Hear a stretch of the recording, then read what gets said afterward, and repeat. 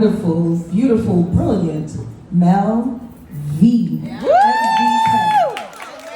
Yes. Show her some shine. Show her some shine.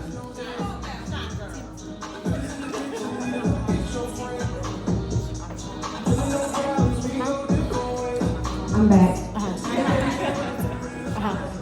Well, I'm not going to reintroduce myself. I've already did you guys that, so I'm going to get right into my coaching for gym class. So I'm going to talk to you guys about pressure and perseverance. I know y'all felt that, right? I know we've all felt like we was under some pressure and that we weren't going to be able to persevere, right? No? I'll make sure. I was like, just me.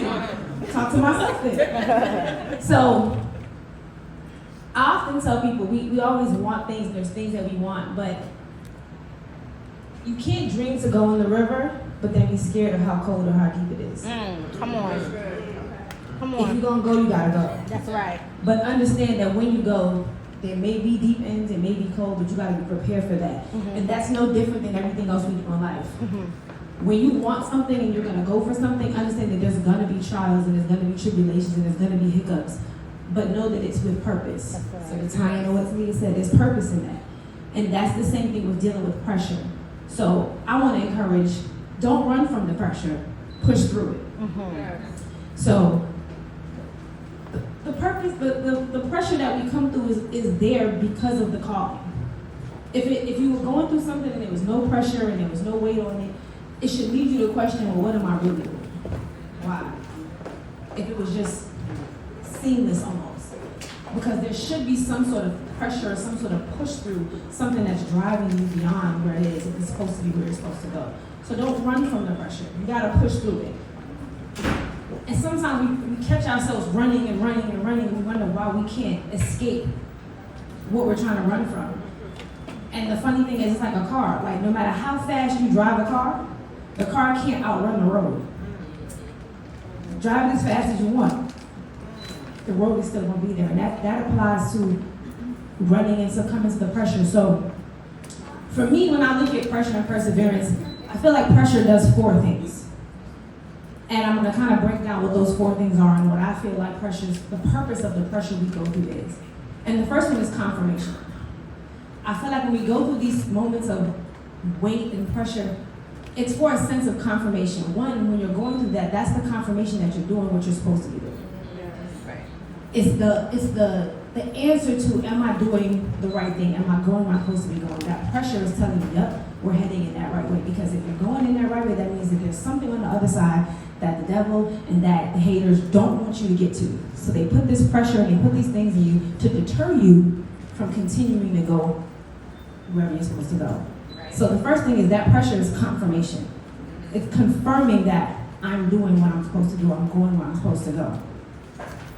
The greater the pressure, the closer you are to what you're supposed to be doing. It's also preparation for your elevation. So it's preparing you for the greater things. That pressure is building strength, it's building endurance, it's building resistance for the other things that are gonna come during your process. The next thing that I feel that pressure does is isolation. A lot of times we don't realize why this is happening and why we do this, and that's because sometimes we have too much stuff around us.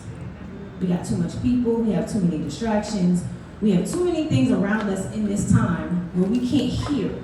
We can't hear for clarity on what's next. We can't even hear ourselves think sometimes because we got so many distractions, we have so many things outside and around us that we're kind of stuck. And this pressure that's coming is to give us an opportunity to isolate ourselves. Calm your mind down for a minute and really try to figure out, what am I doing? What am I supposed to be doing? And that's for whatever, whether it's your family, your business, your own personal life, whatever it is, that pressure is supposed to cause a sense of isolation, to take yourself away from all the distractions and really focus in. It's kind of like a butterfly. You know, like butterflies, they start out as caterpillars. In order for the caterpillar to become a butterfly, it has to isolate itself, puts itself in a cocoon, locks itself in order to transcend to that next level. And we're no different. So isolation is necessary, and that pressure is supposed to push you into that isolation. It's also supposed to allow you to separate yourself from toxic things that are around you. Like if you ever look at like a bunch of bananas and they all cluster together, and one of them rots, if you leave that one rotten banana so close to the rest of them, eventually the other ones will rot. You have to isolate the good bananas from the bad banana so that it doesn't rot and affect the other ones. And that's no different than ourselves. We have to isolate ourselves from things around us that could give us toxic energy, that could give us toxic ideas, or that could then poison us or rotten what we're trying to do. The third thing that I feel like pressure does is for transformation. We're the diamonds, right? So how do you get a diamond? You put coal under pressure. Without that pressure, that coal will stay a piece of black coal for its eternity until you apply that heavy amount of pressure. So the pressure that's being put on you in that moment is for your transformation.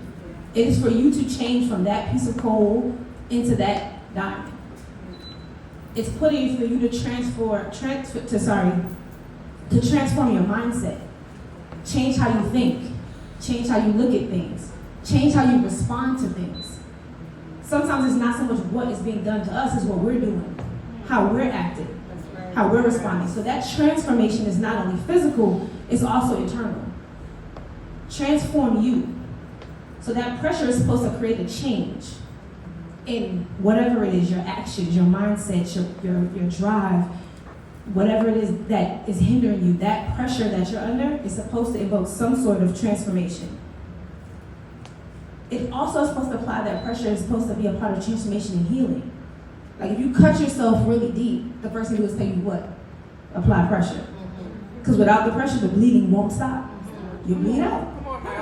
Okay. So that pressure, that transformation is also part of the healing. You gotta heal. You gotta apply pressure to those wounds.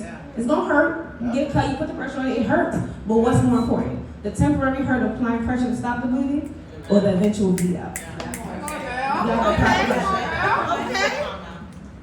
And then the last part of what I feel like pressure and the purpose of pressure is revelation.